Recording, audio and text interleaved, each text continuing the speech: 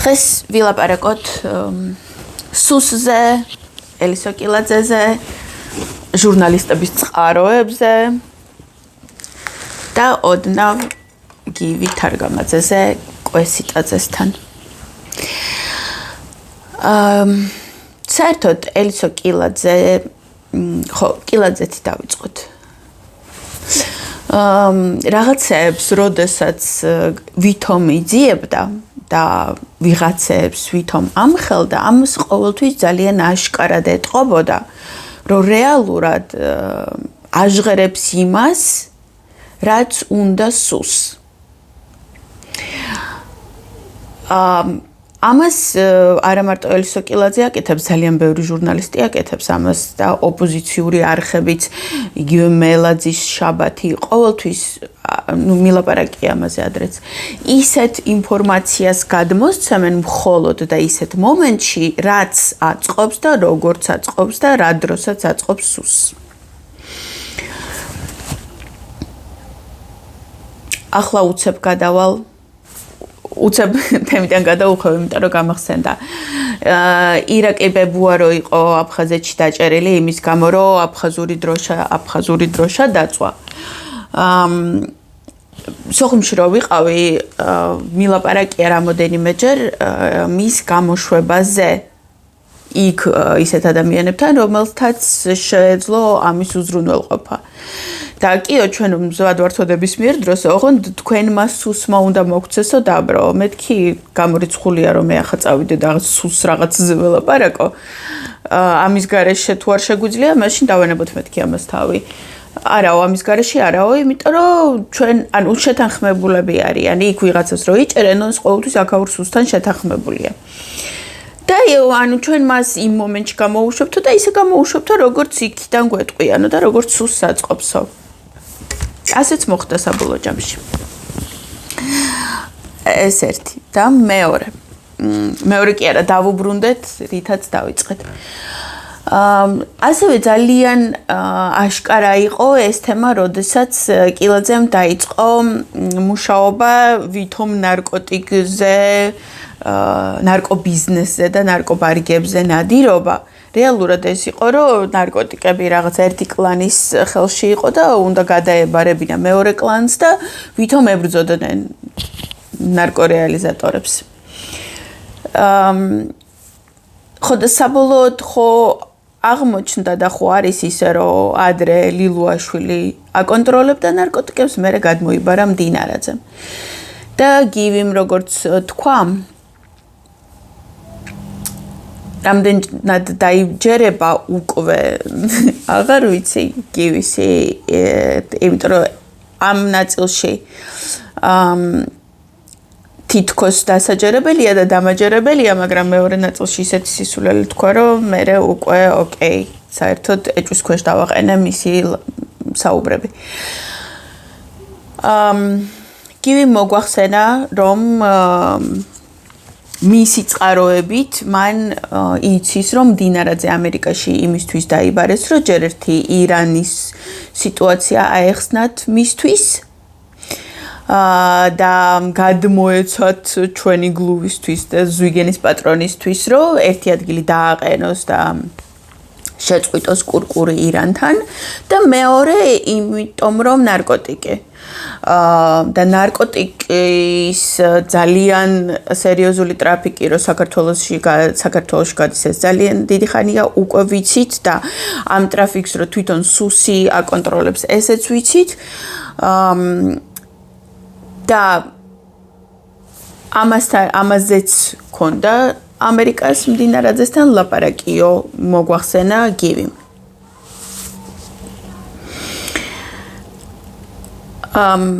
მე მჯერა, რომ ამერიკა ამ ეტაპზე არის აღშფოთებული ჩვენი აქტივობით ნარკოტიკის გავრცელების მსოფლიოში მხრივ. და გარდა იმისა, რომ სუსი აკონტროლებს ნარკოტრაფიკს, ამაში პოლიციაც მონაწილეობს. ახლახანს კი არა დღეს თუ გუშინ დაიჭირეს ერთი თანამშრომელი დარწმუნებული ვარ რომ ბევრად მეტია ასეთი ვინც ამ ბარიგებს და დამდებებს და ასე შემდეგ ეხმარება ამ პროცესის მართვაში და მენეჯმენტში და იქიდან თავის წილი აქვს ან წილი თუ არა უბრალოდ კონტროლის მექანიზმია ადამიანებზე რომ ეს ადამიანები მართო ჯერ ერთი არჩევნებზე ისე როგორც გჭირდება მეორე პროტესტების დროს რომ გამოიყენო მოპროტესტე ადამიანების დასარბევად და ასე შემდეგ. და ასევე კიდე მე შემემთხვა ასეთი თავგადასავალი 21 თებერვალს მე ძალიან მიყვარს საერთოდ ბევრი ფეხით სიარული. და გარშემო ტერიტორიებზე ძალიან ბევრს დავდივარ და არის ასეთი მუხათ გვერდის სასაფლაოებს რო გაუყვები ზევით.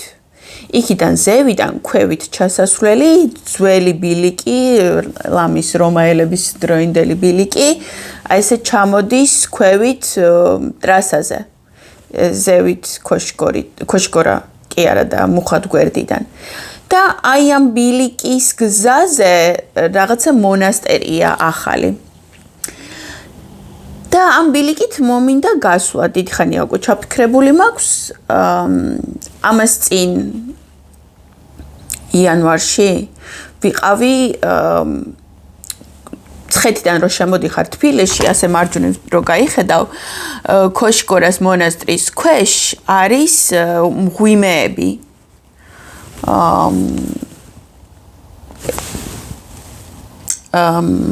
იმ მღვიმეებზე ვარჯიშობენ როგორც მივხვდი ანუ მე იმ მღვიმეებში ჩასვლა რომ მოვინდო მე და რო გავიარე ის გზა ვარჯიშობენ ასევე მეხანძრეები თურმე ანუ რაღაცა იმების სირთულეების გადალახვის სავარჯიშო აქვთ იქ მოწყობილი და აი ამ მღვიმეებში რო შევდიოდი მაშინ დავინახე ეს ბილიკი შორიდან და მეთქი ეს ბილიკიც უნდა გამოვიარო და აი ამ დღეებში 21 თებერვალს ზუსტად დავადექი ამ ბილიკს ჩავედი ჯერ იმ მონასტერის ტერიტორიაზე და რომ მივედი მონასტერის ძველი შენობაც აქვს და ახალსაც აშენებენ ძველი ანუ არც ისე ძველი ახალს აშენებენ უბრალოდ უფრო დიდს და მშენებლებს ვკითხე მეთქი აქიდან სადღაციდან იწყება ეს ძველი ბილიკი და ხო არიცით საიდან იწყება რომ მივაგნო და ჩავიდე ჩასვლა და ამოსვლა მინდა მეთქი არ ვიცი თომ მშენებლებმა და დავიწყეთ ერთად ამ ბილიკის ძებნა მშენებლებმა ვერ მიაგნეს მე მივაგენი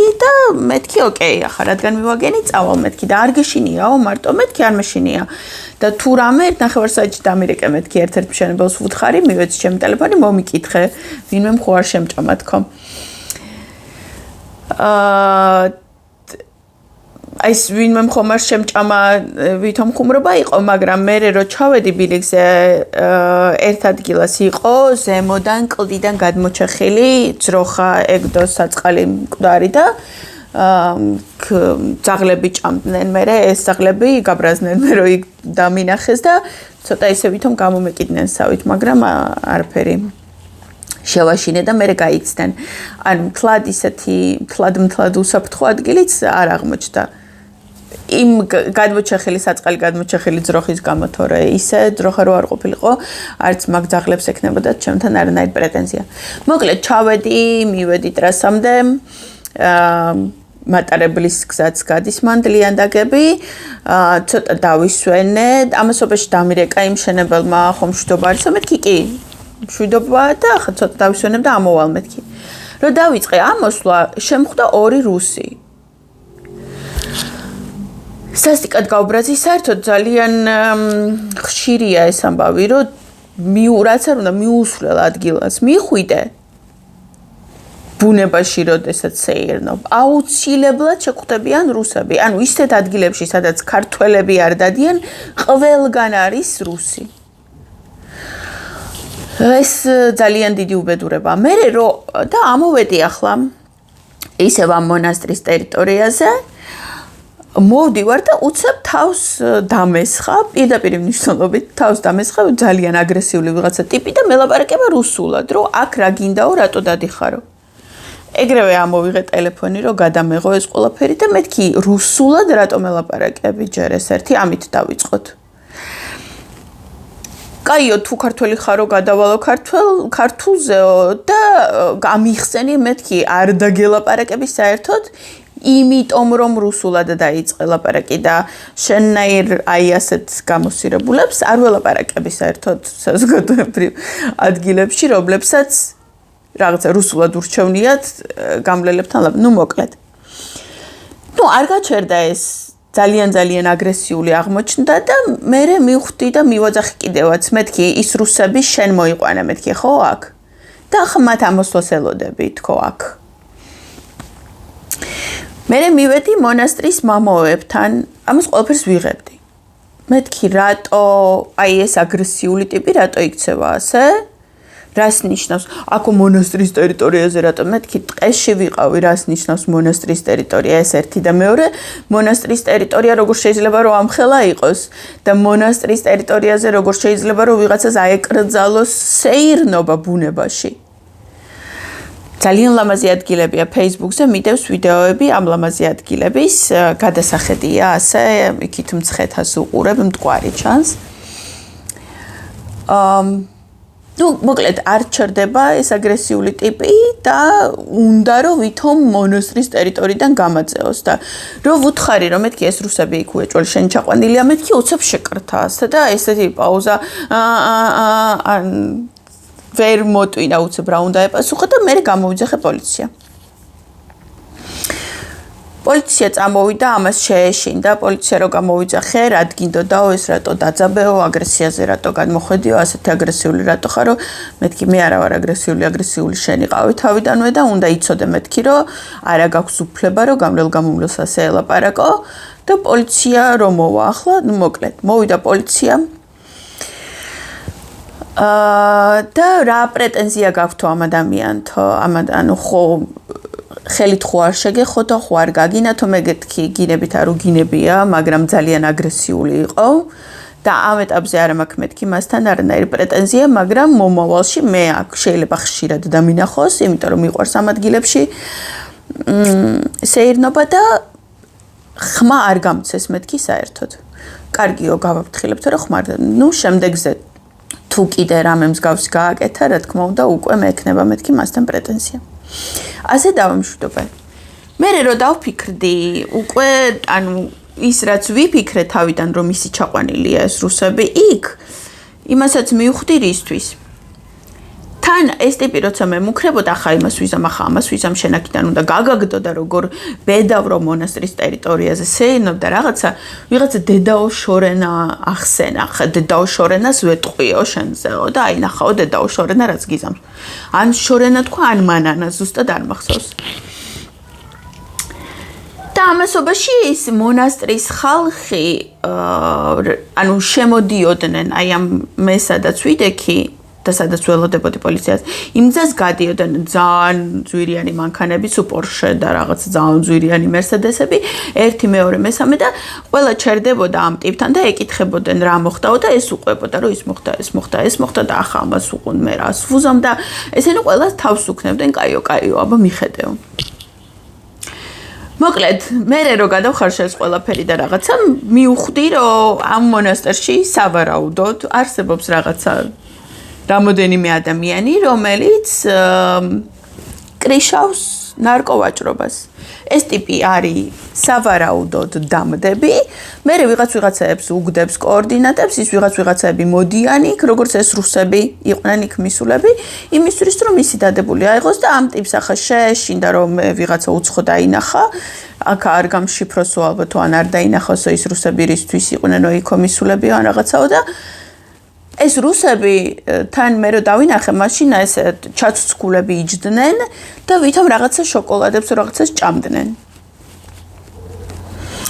მათ გადაღებაც მინდოდა, მაგრამ მე გვიან მოვტვინე რომ უნდა გადამეღო და უკვე აღარ ჩანდნენ და არ გადავიღე და წამოვდი. მოკლედ საპატრიარქოც რომ არის სუსთან ერთად ამ საქმეში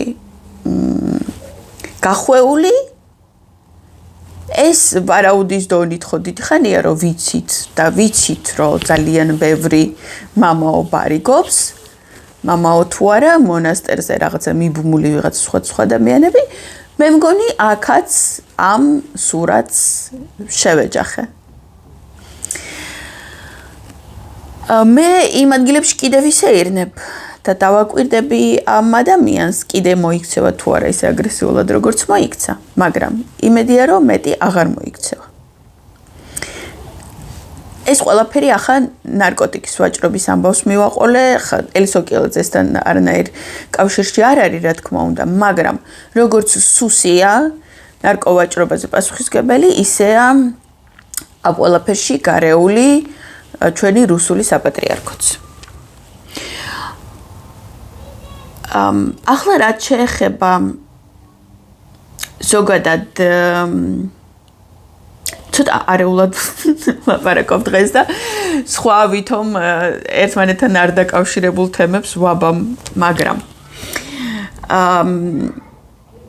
ელისოკილაძე ყოველთვის იყო განთქმული იმით რომ ვიღაცა ჩიტები ყავს რომელიც ინფორმაციებს აწუდიან ეს ჩიტების ფენომენი და წყაროების ფენომენი რაც არ უნდა მაგარი და ძალიან ძლიერი ჟურნალისტი იყო და ვინც არ უნდა იყო ყოველთვის პირველ რიგში იმაზე უნდა ფიქრობდე რომ სისტემას თავი არ უნდა გამოაყენებინო და როდესაც სისტემა შენთან აგზავნის ვიღაც ჩიტებს ყოველთვის 100% დარწმუნებული უნდა იყო იმაში რომ სისტემა ხმარობს არ უნდა გეგონოს შენი თავი ისეთ ძლიერი და არ უნდა იყო იმ ილუზიებში რომ ვითომ შენ ახლა ამ ჩიტის მეშვეობით სისტემას შეძლებდა დააზიანება თუ რაღაცის გამოძიება გინდა ინფორმაციის მოპოვება გინდა რაღაცა დასკვნების დადება გინდა ეს ყოველთვის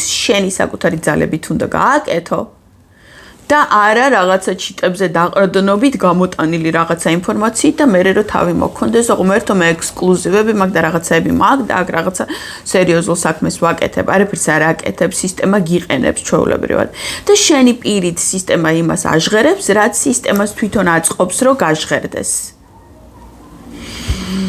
სისტემას ის თუ ეს რატო უნდა აწყობს შეიძლება მოგეჩვენოს რომ არანაირად არ არის ლოგიკური რომ სისტემას ამ ინფორმაციის რაღაცა კონკრეტულის რომელსაც გაწვდიან გაჟღერება აწყობდეს და შენ ვითომ ძალიან აი ახლა სისტემას ისეთ რაღაცას გავუჟღერებ არა ყოველთვის აწყობს სისტემას იმის გაჟღერება რასაც გაწვდის თვითონ მიუხედავად იმისა შენ მოტვინავ თუ არა შენი ტვინით რატო აწყობს რისთვის აწყობს უნდა იყო დარწმუნებული რომ აწყობს რომც ვერ ხვდებოდე რატო აწყობს და რომც არალოგიკური გეჩვენებოდეს რომ არა კაცო რაც ქვია ეს მე ახლა ისეთ რაღაცას ვაკეთებ რითაც მათ ვამხილებ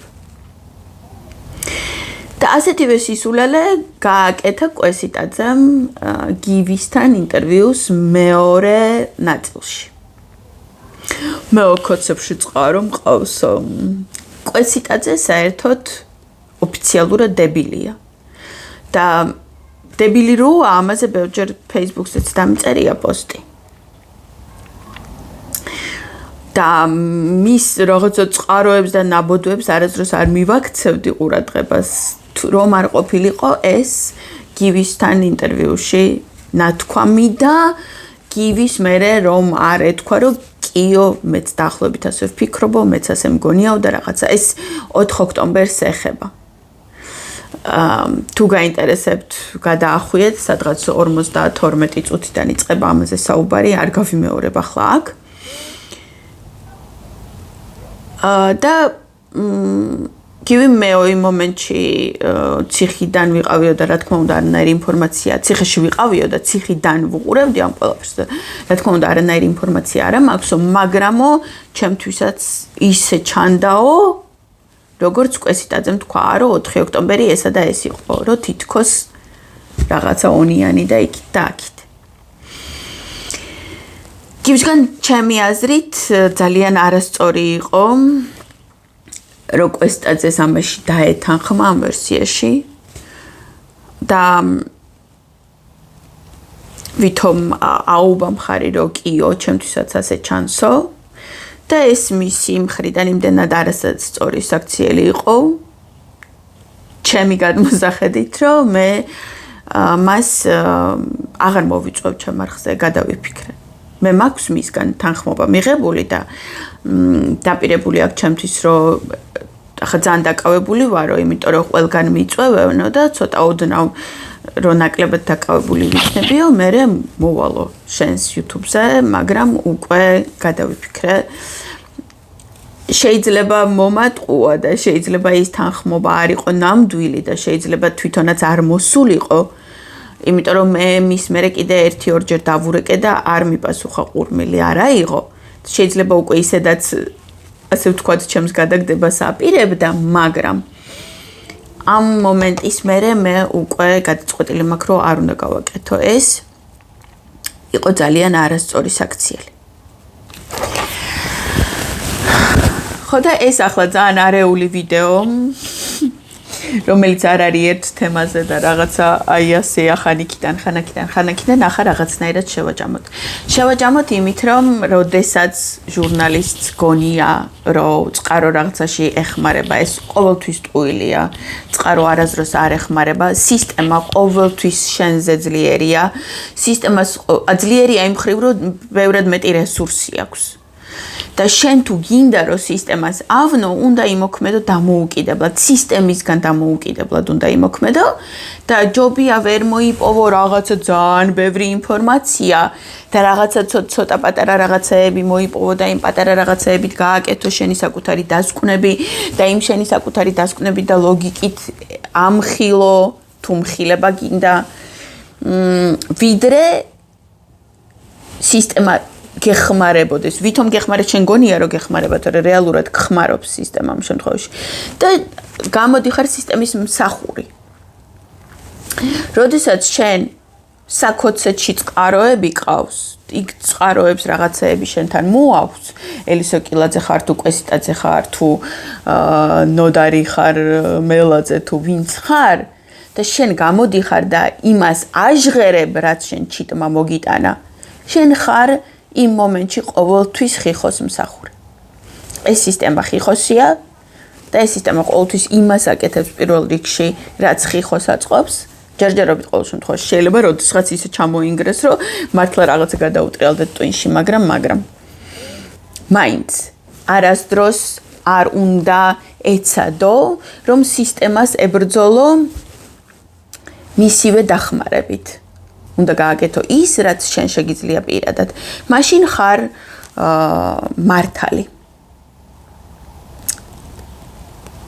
ამიტომ ეს რო ჭირთ და აი ამაში რო არიან გახვეული ჟურნალისტები, იმიტომაც არის ოპოზიციური არხები, ვითომ ოპოზიციური. ეს იყო ერთი თემა.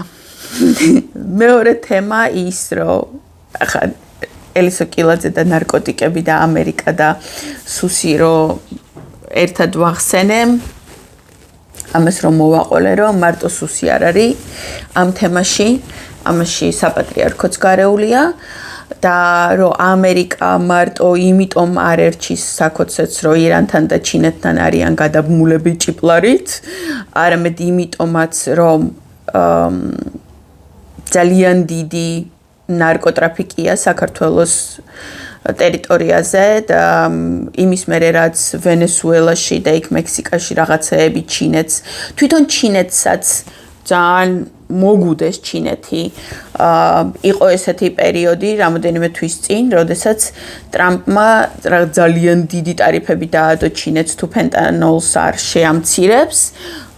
თავიდან იბრიქებოდა ჩინეთი და მერე მოუწია შემცირება. ეს ერთი პირველი დარტყმა იყო ნარკოტიკების ტრაფიკზე. სოფლიო ტრაფიკზე. მეორე დარტყმა იყო ვენესუელა, ახლა მექსიკა, იქაც ებრძვიან ნარკოკარტელებს და ამათ მოყუჩების მერე ჩვენ ვართ ყველაზე დიდი ნარკოტრაფიკის ამყვავებლები სოფლიოში და ჩვენი რიგი ამ ხრივაც დგება. არა მარტო იმ ხრივად, რომ გამოსირებული დიქტატორი ყავს, არამედ იმ ხრივადაც, რომ ნარკოტიკები თუნდა მოგვეხედოს და ელისო კილაძე კი არ ეხმარებოდა პოლიციას რო ვითომ ვიღაცები ამ ნარკოიმებში და არამედ ეხმარებოდა ერთ კლანს იმაში რომ მეორე კლანით ჩანაცვლებულიყო. და როდესაც ჩვენ მივიღებთ თავისუფალ სასამართლოს და იმ თავისუფალ სასამართლოში დავიწყებთ საპატრიარქოს წევრების გასამართლებას, იქ მარტო რუსეთზე მუშაობა არ იქნება, მათ მიმართ როგორც პრეტენზია წაყენებული, მათი შაუბნელი საქმეები კრიმინალის მხრივაც იქნება განხილული. ნარკოტიკით ვაჭრობა, ირანის დასანქცირებული ნავთობით, ამ შავ ბიზნესსაც მფარველობს საპატრიარქო, ადამიანებით ვაჭრობა, იგივე გახმაურებული სუროგატი ქალები, სუროგაციისთვის ქალები რო ჩამოყავთ სხვადასხვა ქვეყნებიდან და მერე მათ რო ფულს არ უხდიან და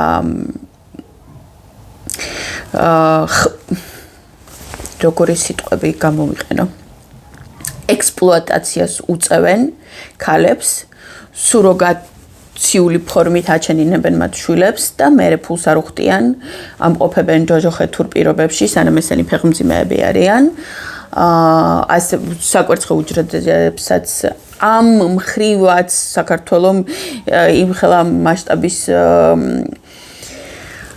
კრიმინალში გამოაბა თავი, რომ რაღაც ამერიკაში სტატიები დაიწერა ამაზე ძალიან ისეთ გამომცემლობებში, მსოფლიო დონის გამომცემლობებში.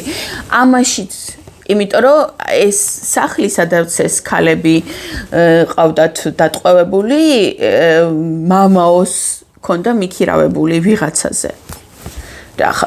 საპატრიარქო ან თვითონ მამაო არ იცოდა ან საპატრიარქო კურს როდესაც ყველაფერს აკონტროლებენ გარშემო და რაღაცა მონასტრის გარშემო 5 კილომეტრ რადიუსში ვერ გაივლი და ვიღაცა აუცილებლად გამოგეკიდება, იმიტომ რომ მონასტრის ტერიტორიაზე უნდა დიხარო და რა ეს არ იცოდნენ რომ მამაოს სახლში ასეთი ხდება?